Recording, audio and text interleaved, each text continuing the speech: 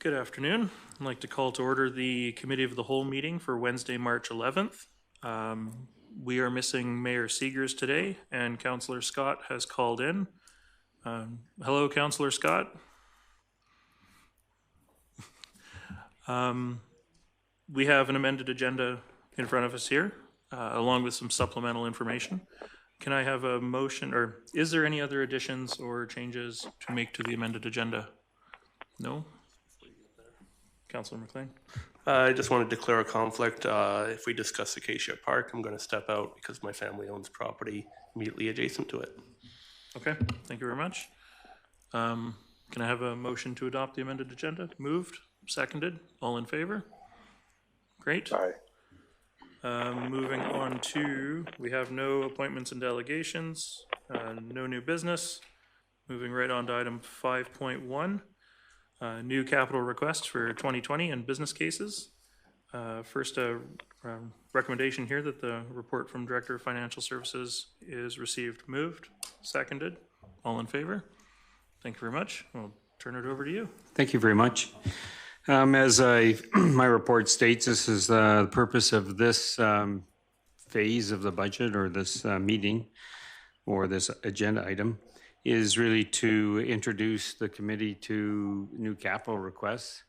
And we provided information on all or most of all the capital items. And the idea here is just to get to know what it is and how we're going to, and then we'll move forward after. At the next meeting, we'll take it to a different level. But really, this meeting is really about informing and bringing your questions and make sure you have an understanding of what all the capital requests are. We're not asking for decisions today. It's just the same continuation of the same process we've been in. We've just introduced, the operating budgets that everybody had produced. No decisions have been made. We're just continuing along those lines today. The asks and the funding that have been provided today could change. I'm just getting the numbers through the audit process right now for what's left in reserves and DCCs and surplus. So although there's suggested funding sources, I think some of them will change just as we get to know what's left in our reserves. And that'll come up at the next meeting. But today is really to get to know what the projects are. Like I said, we've provided many business cases and budget requests here, and a lot of information to go through. I haven't planned to stop at every capital item. However, we'll take questions on, we'll kind of go through them in order and take questions on them. And if somebody doesn't understand a budget request, then we'll fully go through it if that's what you wish. And yeah, so that's kind of where we are at today. So we have a list here of capital. We have summarized it in different sections. The first section is vehicles. We're looking at replacing 3 vehicles and adding 2 more. That's kind of the idea in that section. We have a dump truck that is starting to cost us a lot of money in maintenance, and its planned replacement is this year. Its value is $225,000. Replacing vehicle number 40 and number 48. The 2 new vehicles, which was included in the parks requests earlier in the budget process, was for Overseeder, which is a new piece of equipment, which would help us to maintain our fields better and cut down on our contractor costs. And it's an item that we are looking at sharing with other governments on the coast. The other vehicle that they had requested as a new vehicle would be a utility vehicle that they have really to go on trails and far-reaching places, and that would be the purpose of that. Is there any questions on the equipment? Councillor McLean. Yeah, I was just hoping if you could explain the use of shared vehicles at the district. Will this be replacing shared vehicle, and what other shared vehicles do we have for office staff? So we have a shared vehicle out back right now that's a Honda. It's a Honda. I think it's an Accord, I'm not sure. And its useful life is up. We're also using it for engineering, and the intended use of that vehicle wasn't for that in the beginning. So it's not only doesn't it work because engineering loaded up with surveying equipment and go out to sites to do surveying, the car is really not meant for that. And so it really needs to be replaced with a vehicle that more suited to what engineering needs, and other staff would use it when it's not being utilized. Okay, so that's the only vehicle available for office staff members here at Town Hall? That I'll say that's the main vehicle. There's other vehicles out there. There's a bylaw vehicle. There's a building inspection vehicle. And while they're not being used, they also could be used by staff. But this is all local driving. It's not intended to leave the coast. And it's, if I have to run to the bank or something, and bylaws are using their vehicle, I can just check in with them and then take it. But this is really the truly only shared vehicle that we would say that, we want people to use. The other ones are more departmental. Okay, that Honda is a hybrid, and it's mechanically at end of life as well, I believe. Getting very close, yes. Yeah, okay. Councillor Kuster?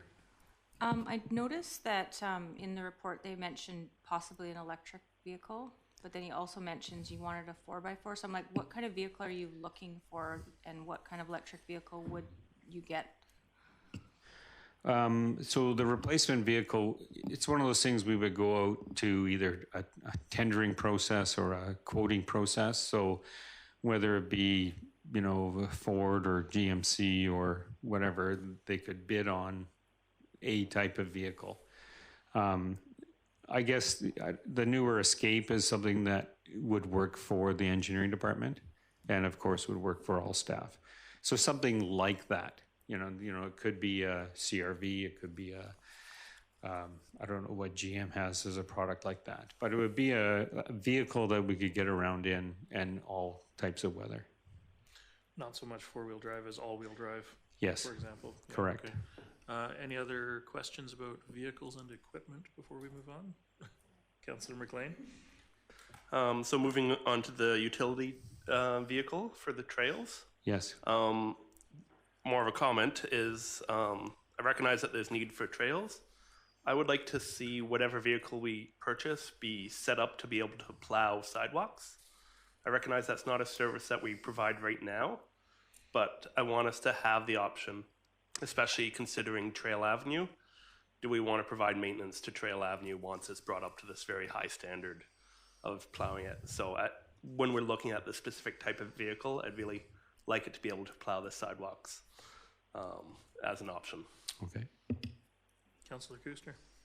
Just had another thought. So when you mention you send out for tender, do you just go local, or do you keep the bidding process local, or do you go? Well, it's intended to be open.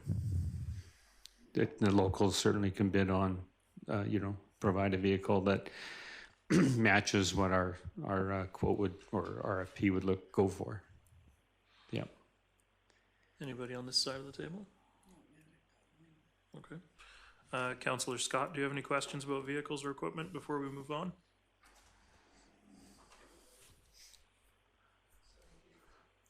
All my questions have been answered.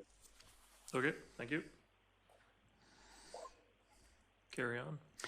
Okay, so then the next little section we have in here is parks and community infrastructure. So it starts with Cowrie Street trees with electrical outlets, and there's quite a nice little write-up there now that I think is included in the main package. The wildlife resistant garbage cans, we've been on a program where we replace a number of them each year, and I believe this is to replace another 2 garbage cans within the district. Lighting of the welcome sign into town is a new request. And once again, a good write-up there on that product, on that request. One that was talked about previously at one of the council meetings was getting an assessment on a piece of property the district owns over by Chapman Creek. And so we did get a ballpark price. You won't know what it is till we go to RFP or tender or whatever on that. So that's a new request there. Public art in Acacia Park, $150,000. That one is really earmarked from either a community amenity perspective or a grant perspective at this point. Unless, we want to move on it at some point, and that would have to be funded from taxation or a reserve. And then wayfinding signs, something that the signage that we've had is deteriorated, and probably could use more of a signage for people who visit the district of Sechelt. So, if there's any questions on those items? All right. Anybody have questions on that category? I appreciate identifying either community amenity contributions or grants for the art installation. It's a pretty big ticket item, and to try and ask for that from reserves or taxation, I think would be not a great idea. Let's just leave it at that. Any questions? No? Oh, Councillor McLean. The Cowie Street trees, as the former employee of the Stba, I know the struggle of the power in that area. Are we aware if we can hook it up to a separate circuit from the rest of the trees, or would it be on the same circuit? Because that would make all the difference. Yeah, I'm not sure how that would work from a engineering perspective or electrical engineering perspective. Okay, if we could come back with that at a future meeting, I think that's the decision maker for me. Okay. Yeah, the outlets that are on the street trees now are all on one circuit. One circuit. So to further extend that would be, I don't think it would have the intended benefit we're looking for. So, Snap? Yeah, it's a good question. So we have the circuits connected to the streetlights now. So when we connect that one, all streetlights also on. So I think this is a separate and dedicated line for this purpose. Okay. Thank you. Anybody else? Councillor McLean? Another little bit more of a comment. The Chapman Lot Assessment, the Lot 1. When we did discuss this, I was thinking of a much lower level kind of assessment, not a full design and just a general understanding what we would need to do. I don't want a design or anything like that.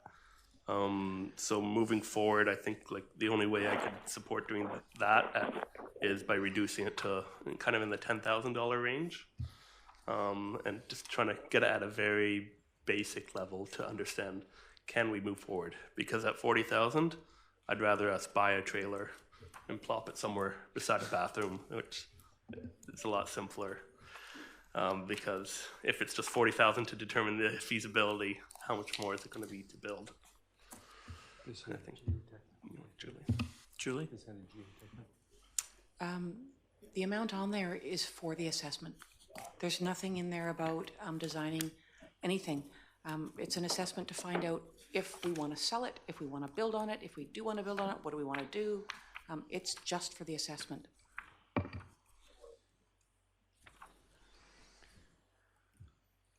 Okay, you're good. Councillor Scott, did you have any questions? No, I'm good here. Thank you.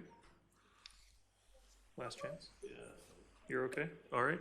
Carry on. Oh, sorry, Sanat. With regard to this the study, this geotechnical study, so we need to do some boring and get some samples. That is the study for 40,000. Okay, got to go into the ground on that property and see what's under it. See if it's just full of old stumps. Yeah, the majority of this budget is for geotechnical and engineering assessments to see what can be built on the property. Okay, thank you. Carry on. Okay, so the next section is facilities, and the first two are come from motions and reports that we've provided to council prior, and this is for the airport runway expansion. We've put in two grants for these kind of phase 1 and phase 2.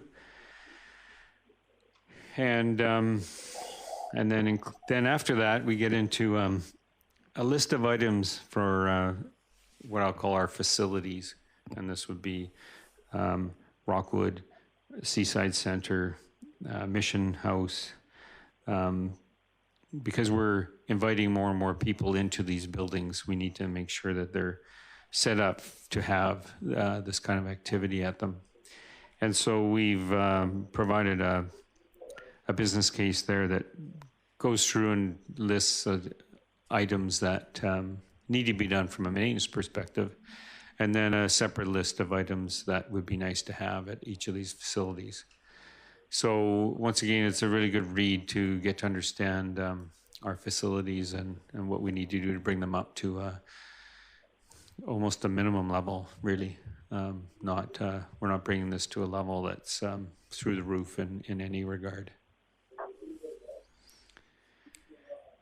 And then the last one there is painting this facility here.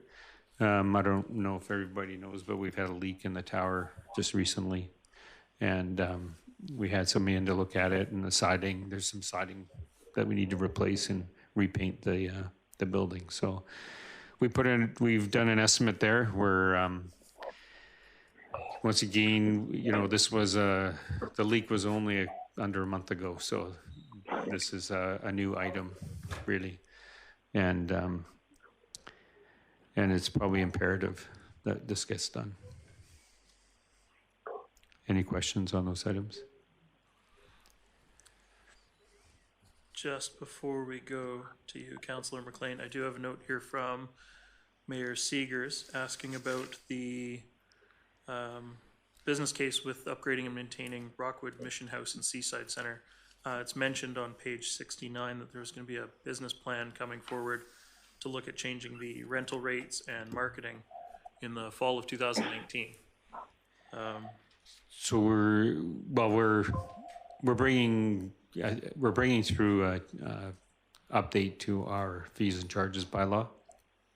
It doesn't, what I would say, constitute a business plan, but we know we're undercharging and we need to get the charges up. But as for a business plan, I'm not quite sure what I can add to that. Okay. I mean, if we know that there's an update coming, that's Julie. Well, we do have a marketing plan that we've been working with. We didn't bring it to council. That's sort of just a part of our operations. We've been marketing the buildings, and we do have some proposed rates that will go to the fees and charges bylaw. When the bylaw is ready, it'll come back to council. Okay. Thank you. And you will see that sooner rather than later. Okay. Yeah. Councillor McLean. The paint and repair of the district office. If I recall correctly, this is one that has been considered in previous years. Yes, it has. So I think it's more than just the leak that we recently had. I just want a little more detail on the other struggles that we're finding with the exterior of the building. Well, what exists there is we do have other spots around the building that exist as well. A little bit of siding problems and probably caulking problems as well. We haven't got a full assessment on this building from an envelope, perspective, but we have had somebody in to take a look but very cursory look at this point. But before we would go on this, we would know exactly what we have to do. Yeah, and we could report that back if you wanted. We just won't have that information for a while. I know that Mayor Seegers had some reservations on whether $75,000 was going to be enough to do the work, because, you know, we know we've got rotten windowsills and rotten chunks of siding on the building, so we've definitely got some issues to deal with here. Yeah. Anybody else on facilities? Councillor McLean? Just because we did get an updated version of the facilities business plan quite recently, half an hour ago. I was wondering if the coordinator could speak to a few highlights within the business plan, or the communications manager, one of the two. I just want to hear a few of the key things that they're looking to do. We're looking to do.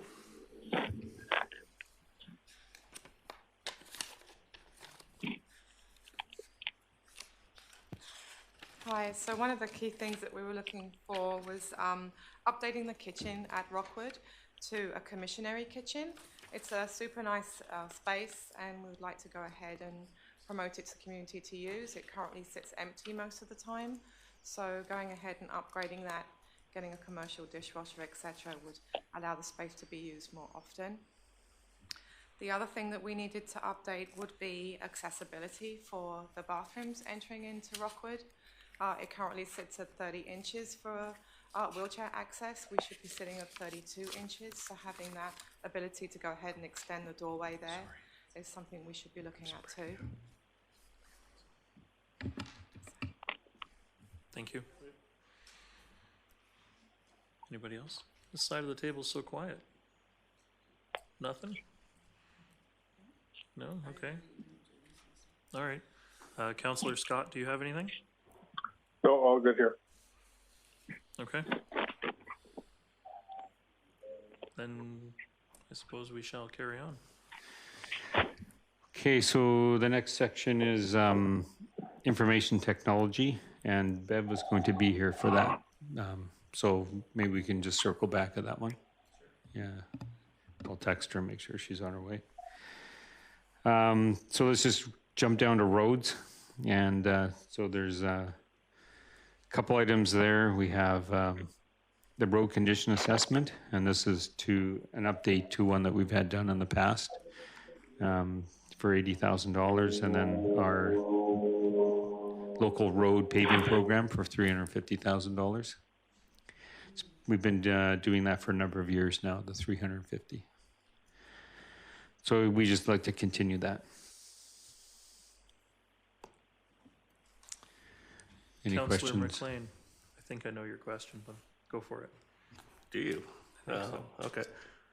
The road condition assessment. What do we expect to find out in that assessment that we don't know now? What I know now is that our roads are in bad condition. I expect that this report will say that again. So what are we looking to find out specifically through this new assessment? The road assessment we have done 2010, 2015, and this is 2020. So the 2015, the recommendation, we couldn't complete those things about more than 6 million.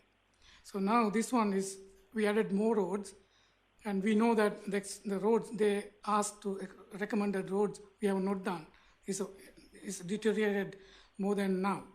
So this one gives more information to prioritize which roads need to be upgraded ASAP.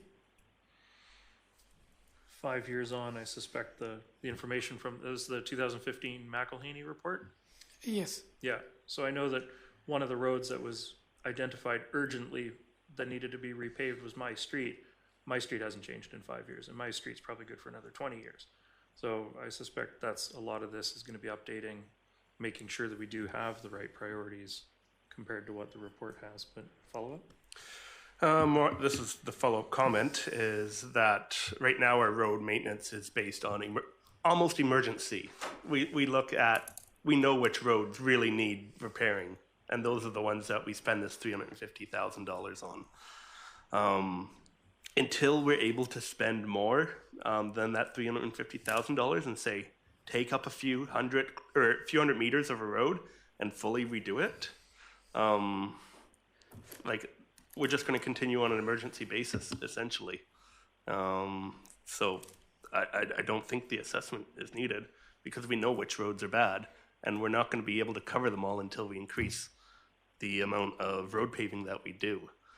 Until we can make meaningful progress, it's just a study. We need to repair roads. We need to increase our budget there. So the study will become eventually important part of our asset management planning. So, you know, at some point it will need to be done. It just gives you, you know, your long-range planning, you know, that is going to be essential for municipalities to be doing in the very near future. Turned out I didn't have your question, guest. Looking at the airport, phase 1 and phase 2, and then the local road paving, and then Wharf Avenue sidewalk, all drawing from gas tax reserves. I know part of the discussion around the airport project was redirecting 2020 or 2021's gas tax money for the road from the road program towards the airport. I know it's still early. I'm just wondering when that might be more specifically reconciled. At the next time we sit down over this. You're right. Yeah, like I just got those numbers today. Yeah. So I know where I'm sitting with regards to what we have left and what we're going to get next year and what we have the capacity for. Okay, thank you. Councillor Rowe. I have a Good to hear you. Stop. Now, what was my question? Oh, I'm just agreeing with what Matt's saying about the need for an assessment, but in this new reality of our provincial government, are those types of assessments required when you're, for instance, going forward for grants, et cetera? Generally speaking. They're definitely going that way. I can't say any of the grants we've applied for so far have required them, but I know that's coming very, very soon. They've made it very well known to us that you're going to have good asset management planning to be awarded grants down the road. Anything else? No? Okay. Councillor McLean. Okay, one of the pieces we got in the updated package is what we're specifically paving. So that includes a section of Mason Road, a section of Sechelt Inlet Road, and parts of Reef Road and Shoal Way in collaboration with our bike lane project. What page is that?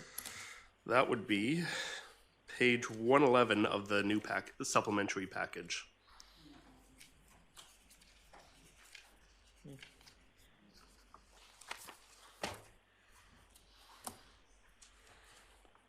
So essentially, while you're all still looking, page 111, $100,000 for Mason Road, $100,000 for Sechelt Inlet Road, and $150,000 for Reef Road and Shoal Way. And we might all be on the same page? Okay. Yep, I'm on your page now. Okay. So when we do road repaving, what tends to happen is we pick the worst spot of the road and we repair that one little section. What I'd really like to see us move towards is doing full width of roads reconstruction or repaving, depending on the needs of that. I suspect 100,000 to 150,000 on each of these does not consist of whole width of road repaving. It's still take a spot, repair what needs to be done most. So I'd like to see a little more information on if we could do full width in some of these areas, what would be the cost implications? So looking at the similar areas that we were thinking of doing on these three roads, and instead of doing the strip, do the whole width. Am I correct in assuming that we're going to continue doing the kind of strip repaving and rebuilding? If our recent inspections is revealed that the mostly edge of the roads failed, especially in Mason Road. So the middle part is okay. So the wheel path is one of the wheels on the one side, other wheel of the other side, edge failed. Okay. So doing that one, so we can do the more length. rather than doing the full width for the short length. So the full width of the road is very expensive. We can do a few kilometers sometimes. Sorry, so- Sanath, hang on a second. Can the gallery keep it down a little, please? Well, I can't hear over the voices behind you. Carry on, Sanath.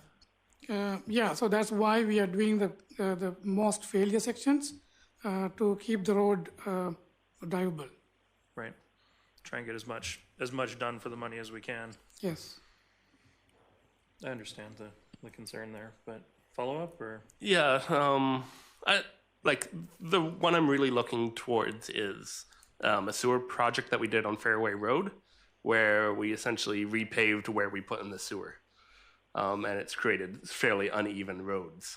I think the stuff we did on Cecil Inlet Road last year is looking pretty good for now.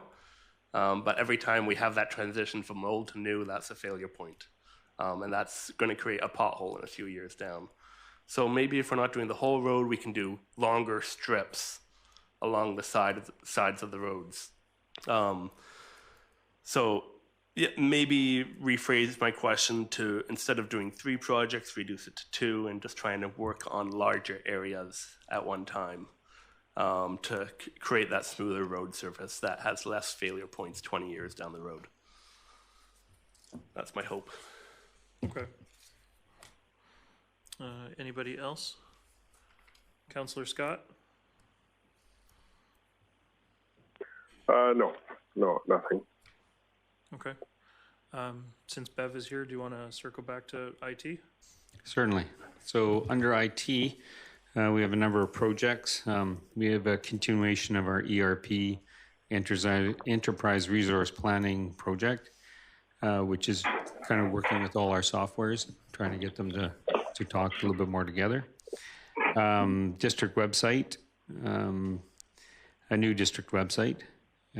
Plotter, we have an older plotter printer scanner upstairs, and it's pretty much at its end of its useful life.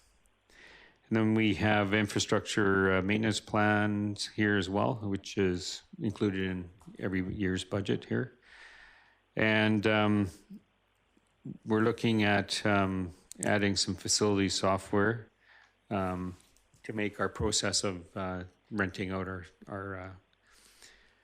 municipal or district facilities easier for everyone, not only Lucy and her department, but finance as well. Now there's a number there, it says $12,000, and that we're going to reduce that down to $6,000. Just if you want to pin that in, or. Okay, thank you. So if there's any questions there. All right. It's mentioned that the plotter is a lease. That $20,000 is the lifetime lease of the plotter? No, the plotter costs 20 grand, so you'd be Okay. you would be going through MFA, so it'd be borrowing for the 5-year period. Okay, thank you. Any other questions in there? Councillor McLean? Yeah, I'd just like to hear from staff about some of the challenges behind the website. And I'm particularly concerned with use by the public. So what are we hearing that the public is struggling with their website? From the public perspective, we get a lot of phone calls, a lot of emails from people who are looking for information that is on the website or should be on the website, but they can't find it. So yeah, from a public perspective, things are not always easy to find. Go ahead. And then in terms of things that should be on the website, why can't we just put them there now? Why do we need a whole new website to? Well, for example, we have a page on the website that we like to call the budget. It took us about a half a day to get a handful of links on that page. There's mapping functions, payment functions. There's things that websites can do that our website may or may not be able to do if we invest more money into this website, whereas generally after about 5 years, your website is done and you start fresh. In order to pull everything off and rewrite your content and fix your navigation, because when a municipality builds a website, and they are expensive because there are so many pages to them, you build the website and it's awesome, and then you release it to staff. And over the years, people say, oh, but my department is really important and it needs to be on the homepage. And over time, we ruin it. But I mean, honestly, we do. So this website is old, it's cumbersome. It took me 20 minutes this morning to put a news release on it, and that's an incredible waste of time. And there's things that we would like the website to be able to do. We would like people to book their facilities and pay for their facilities and have interactive maps that make sense. Things like that. Thank you. Follow up? Yeah, I think so. Part of the project cost would be obviously building the website, but I think if I'm hearing you correctly, a larger part would be organizing all the information in the easiest to access way possible and gathering that information. That's probably why we're looking at a larger cost than simply just programming it. Yeah, a municipal website. I went to tender on a municipal website 2.5 years ago, and the quotes that we got were $35,000 from a small company who had no municipal government experience to $140,000 from a company that was phenomenal. So part of what the company that you contract to build your website does, we don't just say to them, okay, this is what we want. They start with having a look at what we already have. They review our analytics, see which pages are most popular. Then we go out to the public and we talk to the public about what is the information that you're looking for, so that we can get a better sense of what their needs are. And then we also compare to best practices. There are other municipalities that have really great websites where people can find the information. And so what does that look like? So the contract is really beginning to end. It's finding out what our needs are, finding out what our community needs are, and then designing a website that meets that. From the content perspective, that's the work. I mean, you can pay somebody else to do it, but that's the work that generally staff will do, is we'll go, okay, well, these are our pages that are most important, and yes, we haven't looked at this page in 2 years, and maybe the information's out of date, and we do a lot of rewriting. So a new website can take, the fastest I've ever seen is about 9 months, because staff are rewriting their content. I know that the SCRD is going through a new website design right now as well. And just last week, the company came in and did stakeholder engagements with staff and board to determine the things that need to change, what works, what doesn't work, what have you. Just a couple of years ago, we were looking to update a website to make it more responsive, just so it worked on a mobile phone. And we were looking at, was it $5,000, I think, at that time, to do the Stba website? Three? Okay, just That was literally, very low ball. yeah, that was the lowest bid we got just to make it work on mobile phones. Yeah, so websites are certainly not cheap. Anybody else have questions? Councillor Scott? No. Okay. And moving on. Okay, we're down to sidewalks and walkways. And there's three projects there. Wharf Avenue Sidewalk, I think that's the one that just went through council. And then we have pedestrian control crosswalk, Derby Norwest Bay Road, and Wakefield culvert replacement. Now, that one there, the number in your sheets should be 414,000. For Wakefield. Hang on, 422,000. But the total project cost on that is 914,000. So we have previously have $500,000 set aside for this project, just under $500,000. And that was, we taxed for that last year, I believe. But when we put it out to tender, it wasn't enough. You know, it came in way over. So if we want to do that culvert project, we have to add more money to it, which is the 422,000. Your sheet should say 300 right now, but it should be 422. So it'll be a $914,000 project. Hopefully. Hopefully, Yeah, hopefully. believe it or not. Yeah. Councillor McLean? So what level of confidence are we at with this price? Did I hear you correctly that it's gone out for tender already? Last year, right? Yes, last year tender we received as a successful bidder. Should I tell the numbers? It's okay. Yep. Not from each one, but. Yeah, 760,000. The tender we received, but on top of that, the original cost estimates include contingency. That contingency is for the geotechnical, environmental only. So for this one, 760 only for construction. So we had to add in the 5% for geotechnical, 5% for environmental, and another I think is 10,000 for the utility replacement because there's a water, and we're trying to complete before put the sanitary line. So we put a sanitary line now. So we have to relocate temporarily during the construction time. So we need some money on that. And there's some other costing. Okay, what I'm hearing is that that's all together coming 914,000. Okay, so it's fairly well developed in that price, and we should be fairly close. Okay. Yeah. So does that have to go back out to tender, or is the tender that we have still valid? No, we have to go back to the tender again. Okay. I thought so. I just wanted to make sure.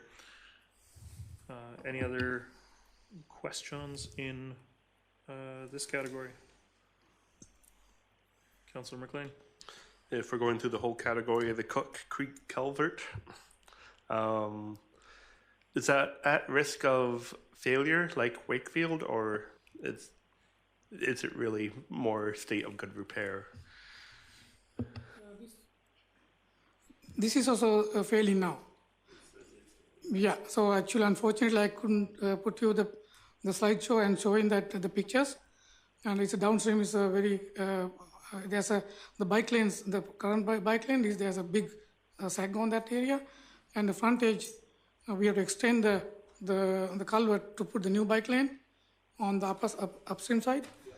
So this is a good time to complete the work by this time, replacing that. So the three projects combining for this particular corridor, paving program, the culvert replacement, and the bike lane. So we can coordinate everything together, make it a nice, the road on this area. That's where I love to see the coordination of multiple projects together. While we're at it, does the regional district need to dig up anything for a water line? Any other questions? No. How about this side of the table? Councillor Rowe, Councillor Lamb? No? Okay. Councillor Scott? Good here. Okay. All right. And then since you jumped the gun and went into the Cook Creek culvert, was there anything else to discuss about the Cook Creek culvert? No, other than it's really the part of a bigger project, Yeah. right? Because we have the bike lane project that we have going in there. And, you almost can't extend it the way it is. You got to take it out, put something new in there. So timing is important because we have a grant that has to be done by the end of the year, right? Yeah, so.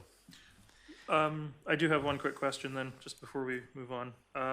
Was this considered when the original grant application went in? No, it is only for extension. But now we need to replace everything. Yeah. Because during our investigation, we found that this culvert is in bad shape. Okay. All right. No? Councillor McLean? The pedestrian controlled crosswalk at Derby and Norwest Bay Road. I assume that this has a relatively low cost compared to the one that we did on the highway at Brookman Park. Assuming there's conduit already installed through part of the project.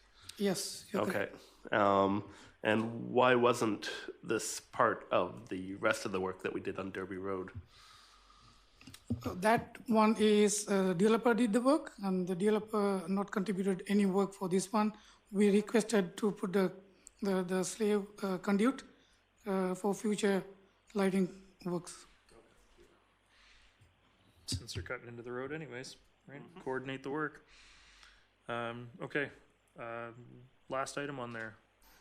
Last time there isn't, is a project going on right now. It's fully from a grant that we're receiving from the province, and that's just the fence around the Sea-Watch project.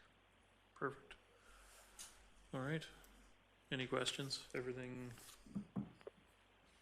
Any comments? Councillor Scott, anything overall? No, there's lots to ponder here, but no questions on it right now. Okay. Then, moving on to item 5.2, Community Association 2020 requests. I guess we should have a motion to receive it. It's not specifically there, but moved, seconded, all in favor? Okay. Just before the meeting started, I did hear some talk that one of the community associations is missing from this list. That was Tawanik. Okay. And so I assume there will be an updated list. Yeah, I'll check to make sure that that's the case or not the case. Okay. Does council have any comments, questions in the community association requests? Yeah, all right, go ahead. Just want a little bit of understanding what we're looking to do here today. I understand potentially we'd like to move a couple of these projects forward if we wish. Is that? No decisions today. No decisions today. Questions? We can ask staff to come back with more information. More information, okay. Yeah. It still has to go through more internal prioritization, and then we get to have a kick at the can. So we did take some time and price out what we thought we could price out. And once again, these are very ballpark-ish at this point. The list of it is extensive.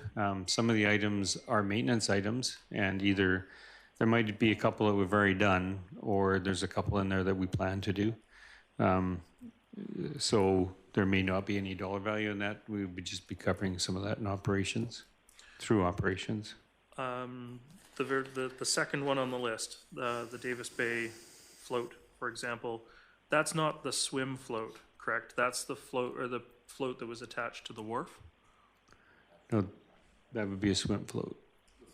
Yeah, because the float, there's a float attached to the wharf, right? There's a float attached to the wharf that we take in and out, right? No. Oh, it was totally removed, sorry. This is the separate independent swim float that associations are requesting. Okay. Go ahead. Yeah, to speak to that one a little bit. I believe the float was damaged in a storm a couple years back. So it was out there for many years. That we'd put it out in the summer, take it out in the winter. And it's purely a swim float, fully independent. It was damaged 2 or 3 years ago, and it hasn't been back since.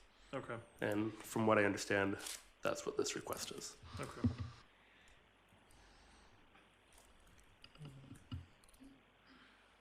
And then on page 133, 2 requests from the Stba for lighting, one in Cerrito Lane and one in Periwinkle Lane. I know that the Cerrito Lane one is actually on here for the second year in a row because I wrote the report the first time around. I want to commend staff and thank them for recognizing that with the BC Hydro lighting program, there's a small incremental cost, but we can basically get those lights for free. And so I hope there's a path forward on that. I know that Periwinkle Lane, there's some discussion about upgrades and sort of refreshing the lane, so hopefully that'll be coming forward as well. Councillor McLean? On those two, I think it's not an incremental cost. The lights on hydro poles do add up a fair bit if I recall correctly. So I would like to see staff explore putting lights on hydro poles in both of those locations and coming back with the count of how many we could feasibly do. And then we can obviously extract cost from that quite easily. I don't know if the municipality gets a better rate, but I've got one on private property and it's $30 a month. So,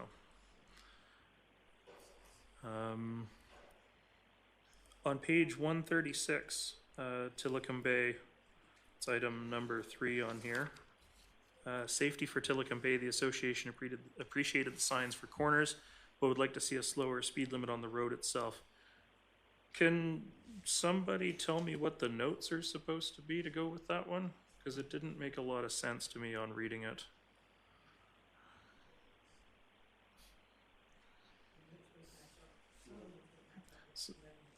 Something, yeah, I think that was supposed to go with something else.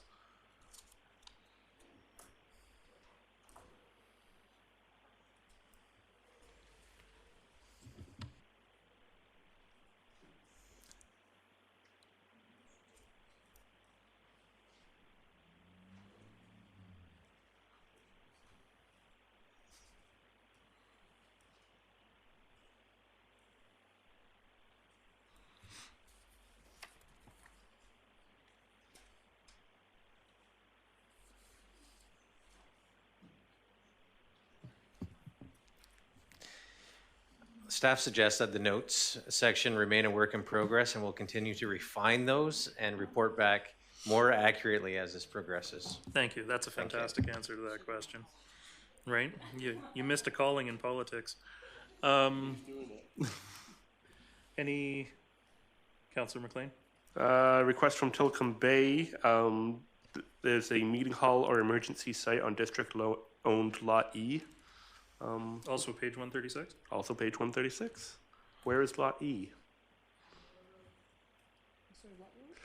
If staff could come back with maybe a little map of the exact location of Lot E. Yes, Naylor Road, Tillicum Bay, but can do. Thank you, noted. All right. Anybody else? This side of the table? Matt and I are doing a lot of talking. It's your turn.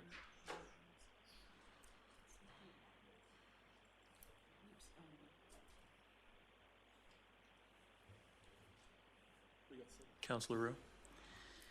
Just a question way back on page 129 with regards to Davis Bay Wharf. The request to do annual maintenance on Davis Bay Wharf. What do we do currently around that wharf? Or is that what that means? Currently we do this weekly? Or do we know more specifically what their concerns were? Or? They did have a small list of which some of the things have been done. Okay. I think there's a few repairs to there's a table out there and some of the railings. And so staff have made some gains on some of the maintenance items out there. But there's always, with the wharf, there's always a ton of maintenance to be done. I know that water, the water spigot that's out there regularly is undergoing maintenance. Yeah, I think we repaired that. Whether it needs more repair or not, I don't know. But I know we had it working there a while ago. Councillor McLean. Page 129, request from Davis Bay, Summer Park, Wilson Creek. The path or a sidewalk from Bay Road to Pier 17. I believe this was in a budget a couple of years back. So I'm wondering if anyone has information on what happened to that. So, just hang on a second. I believe it was going to be a shared project, and the district was going to put in $250,000, and the highways was going to do the same. And I think at one point we did have the funds earmarked, and it never happened from the other side, so it hasn't come back as a joint project. Are those funds still earmarked to some? No, they've been spent on something else. Used up on something else. Okay, yeah. Councillor McLean. And as a follow-up to that, when that would be fully Modi property that this project would be on. If we're looking at trying to get projects on Modi right-of-way, the highway, cost sharing is an option, and does that help them come to the table? I guess that's what happened with the crossing at Brookman Park. We came forward with some funding, and they may have came forward with some funding. Getting some head nods over there. Yeah, absolutely. They're more than happy to partner on some of these things. If they have excess money at the end of a fiscal or a small amount left, it might work for a project like this. Lobbying at UBCM for some of these bigger projects like the Bay Street one is something we need to do this year again. Yeah. Okay, so something we discussed at this council table was a pedestrian activated crossing at Cerrito and Trail. And maybe asking Modi to put up all the money. They weren't keen for that, but if we can put in some of that, it probably won't cost that $35,000 that we're looking at, the one on Derby Road. It might be a little more than that, given that it'd be a full new installation. But I think we had received feedback from Modi basically saying that they're not doing anything until that corridor review comes out. So it'll be interesting to read that and see what further advocacy and action items can fall out of that. But did you have another one? So I think it's something to keep in mind. It's not a request at this stage, but the infrastructure along the highway is pitiful, and it may come upon the Sechelt taxpayer to help fund some of those key improvements that we want to see. So something to keep in mind moving forward. Okay. Councillor Rowe. Just a question with regards to West Sechelt Elementary School. Just curious whether when a project like this is ongoing, I don't know if anyone even knows the answer, but would the school district actually reach out to the West Sechelt Community Association with regards to any sort of input? Does anyone know? I would hope that they would. Normally, I think through the district PACs or the local school PAC that they would try to get some sort of feedback on some of these projects. We're certainly reaching them out to them on our end of it and hoping to do some more collaboration on the improvements we want to do up there once we know what they're doing. So we're connected on that. Just, do we have a timeline? Like, they haven't given us any timelines. Okay, thanks. Big sign went up at the school, that's it. Oh, the sign is up, though. $11.2 million. Right, Yeah. okay. Councillor McLean. Page 130, East Porpoise Bay, bike path from Burnett to Dusty Road. I have no idea how we built this thing on private property, but it's there now, and I recognize that the district of Sechelt probably can't do too much. But I personally would like to coordinate some volunteers, if anyone's listening, to give that a trail day to clean that thing up, because it is getting pretty shabby. There are sections of that entire roadway that are technically on private property still. Yep. Good on you for stepping forward to do a trail day. That's great. Tell your friends, tell your neighbors. You just did.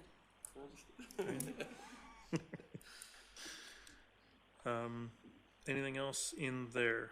Councillor Scott, do you have anything you want to ask questions about? No, I just had a comment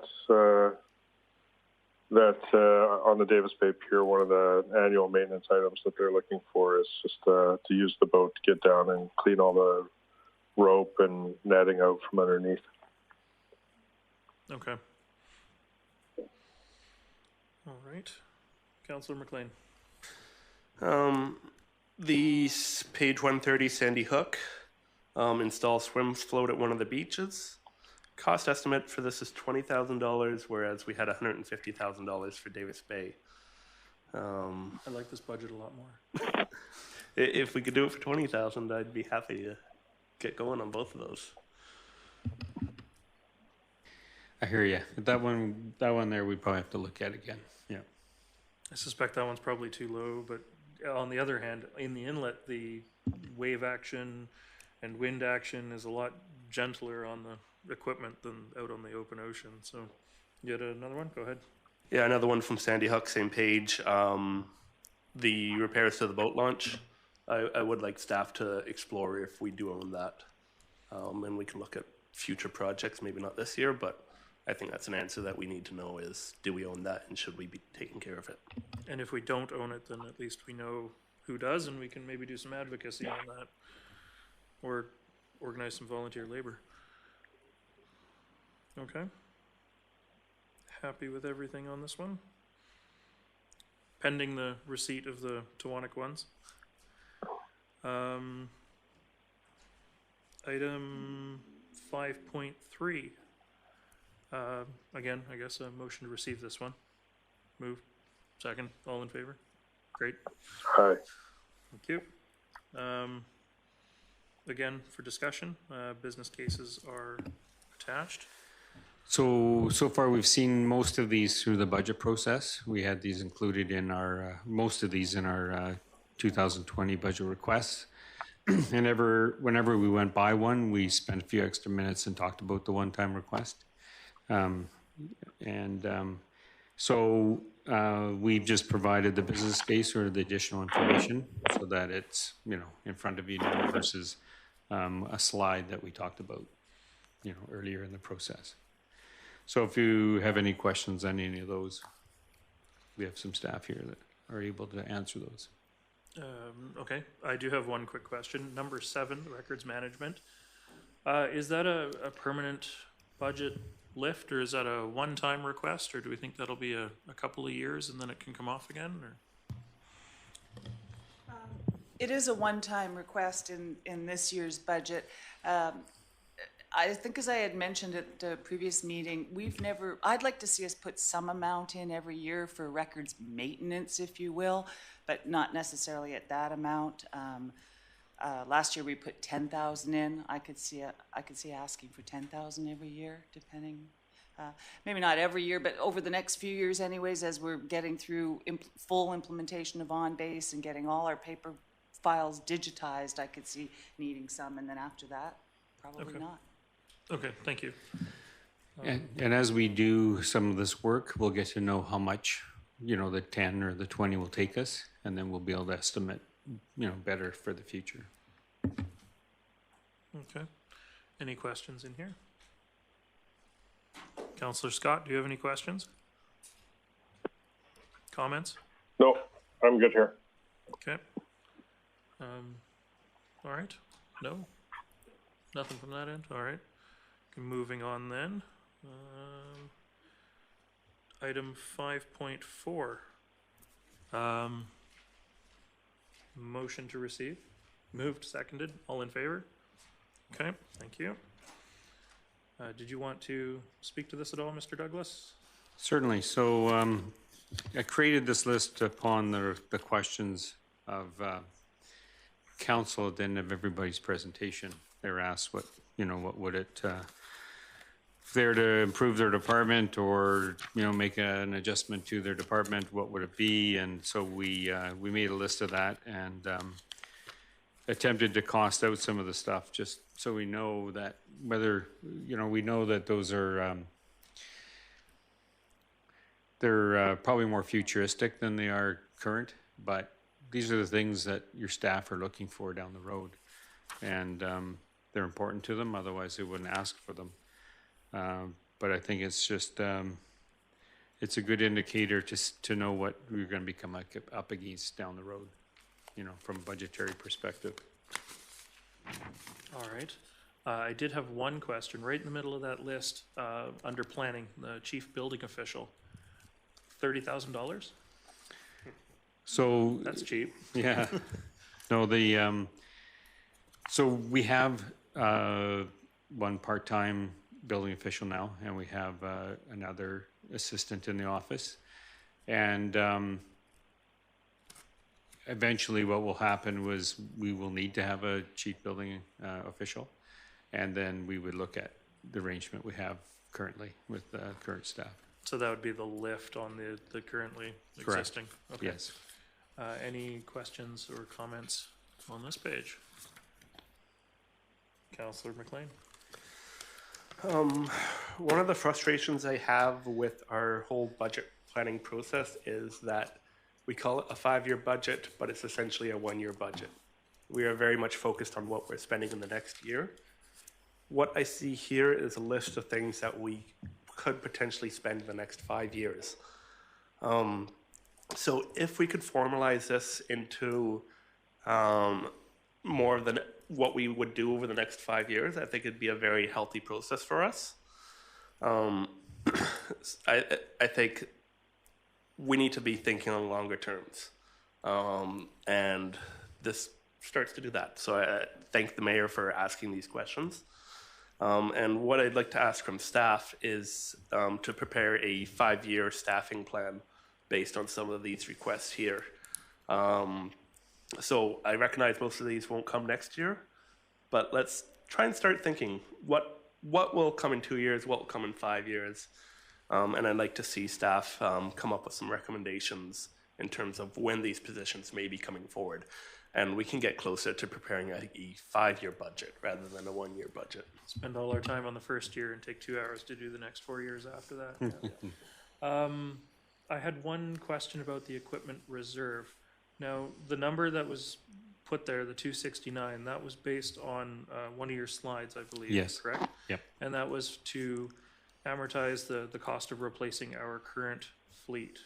Yeah, it's based actually on actual data. So we take our current cost of fleet, we know how long they're going to last, we estimate how long they're going to last, and then we put a growth factor for what they'll cost in 10 years or 12 years. And basically we come up with a number that we would like to put away for the future. And so that was the number that was calculated, was 269. Okay. Yeah. And that happens to sit pretty close to 3%, which is what we're adding every year for capital renewal. So it would be a conversation piece at some point to discuss, but we could hypothetically take care of that equipment reserve by reallocating 1 year's capital increase to that instead.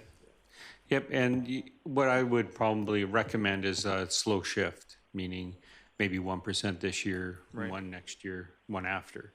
Right. And then, because, the demand for capital, whether it's equipment or road or parks is high. So I don't want to prioritize equipment over those, because at some point, any one of them could be a priority. So, if we do a bit of a slow shift, I think that works pretty well. The other one that you'll see listed there is building maintenance reserve.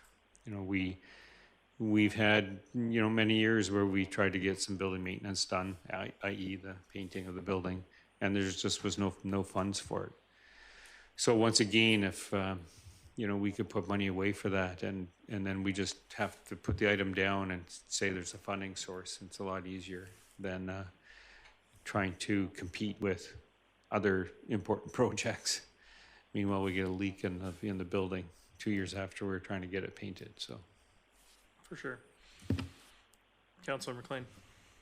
There is one item on this list that I'd like staff to do a little exploring into, which is the bucket truck. So parks in our current, earlier today we heard that the parks would like to replace one of their trucks. I would like to know a little more information is if we could replace a truck with a bucket truck, or maybe a bucket van. I think TELUS has some vans that serve kind of storage inside, and they got the little tiny bucket truck up top. So I'd like to see staff explore that, see if that could suit the needs of the Parks Department. Recognize that it may have a little more cost over the typical pickup truck that the Parks Department use, but I think that could be done sooner rather than later and be able to provide the bucket truck services, which I think could be really valuable in keeping our streets safe and clean. I suppose the question will really come down to whether the Parks Department can haul what they need to in a bucket truck or bucket van.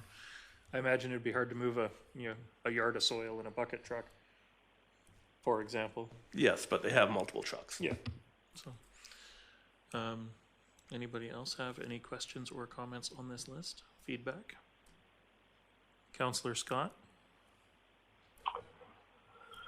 I'm just with Councillor McLean on this bucket truck stuff and a few of the other items.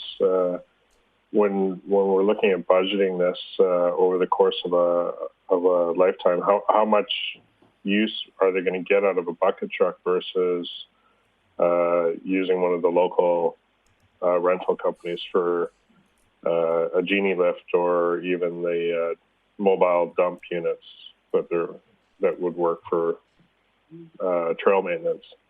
And does that factor in their business plan as a cost comparison?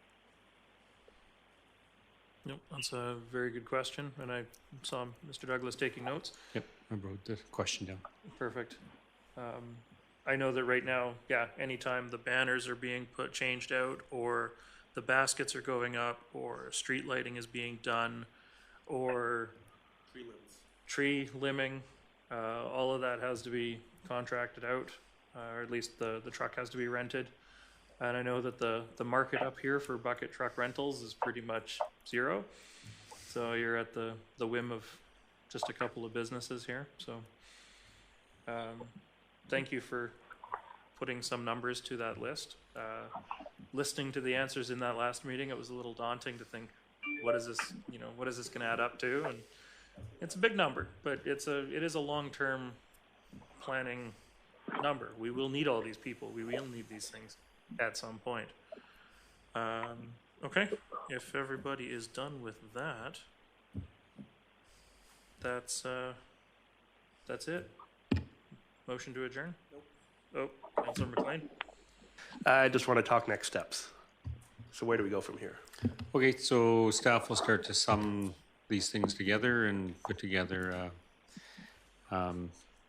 recommendations or, more solid, from a capital perspective, more solid funding sources with the new information I'm getting through year end, and come back and present from a summary perspective of the operating budget and then detail into the capital and bring this towards a spot that we can go out to the public and talk with having open house or a session with the public. And that was going to be my question, was when do we go out to the public?